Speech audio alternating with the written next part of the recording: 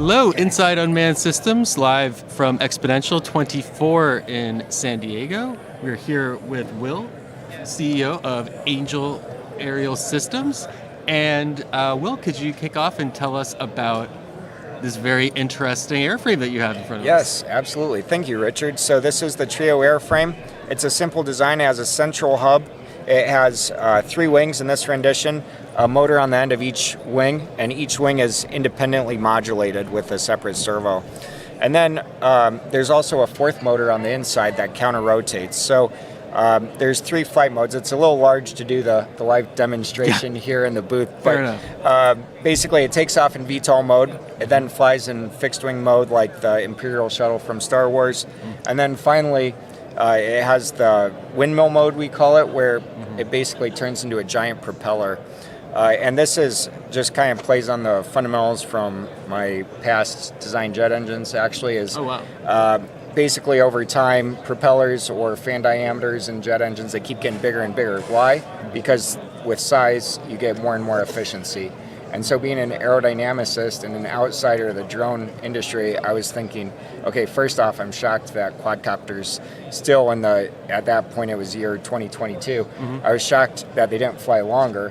And then 2, I was surprised that the airframe of choice, the quadcopter, was 4 small propellers. It's like, how do you get a more inefficient airframe conceptually? So really what we're doing here is turn into a giant propeller that is a little bit over 1 meter in diameter versus a 7 or 8 inch prop on it. So yeah, folks are excited. I mean, the fixed wing mode is cool for folks, but really they love the windmill mode, the 2-hour hover, where it's really, I forgot to mention, it's almost 7 times more efficient in the windmill mode versus the VTOL mode. And what kind of, how is it powered? It's just electric powered. It uses standard drone components. Our core competency is in the aerodynamics and control systems, and just standard motors, etc.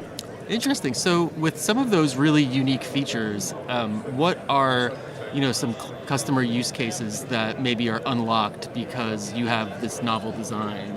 Where there was a brick wall before. Absolutely. So there's 3 use cases that we've been going after.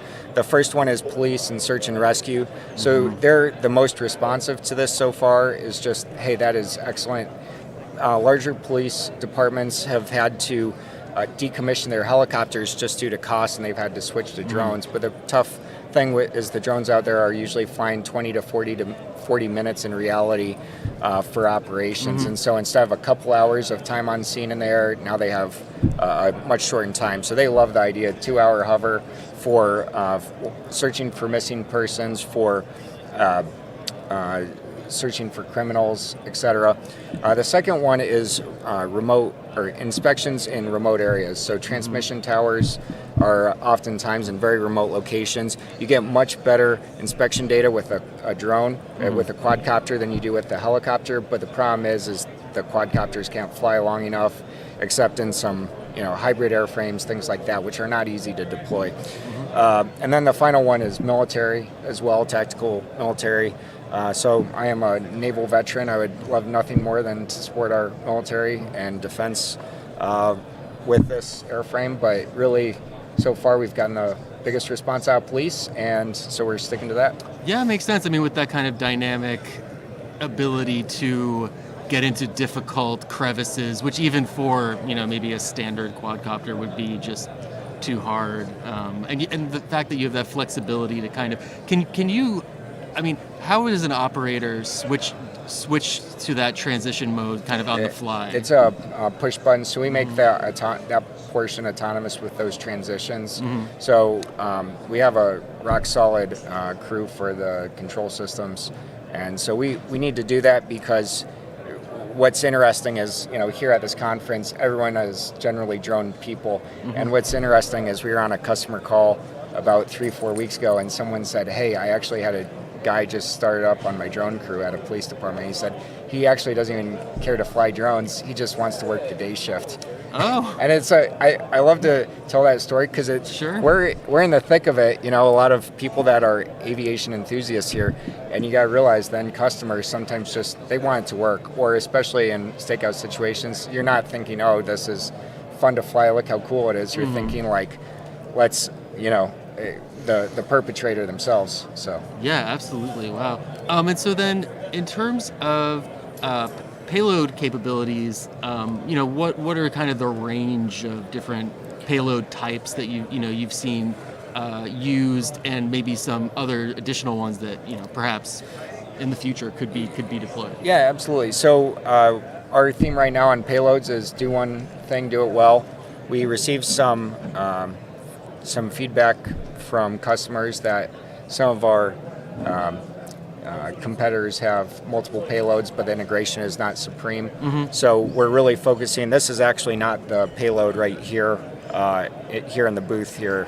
We do have it over other side. Sure. But we're starting off with a 40x RGB, so 20x optical, 2x digital RGB, and then also 640 by 480 thermal camera on it. But then there's options. We've already had customers here at the show talk about, hey, we want 80x zoom, and then even better payloads around night vision and around the thermal capabilities.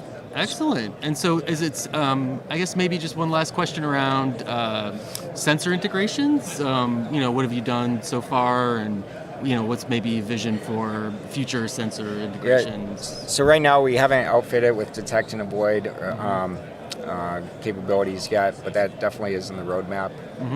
So we really, it does look unconventional as a drone, but we really aim to make this supremely easy for anyone to pilot.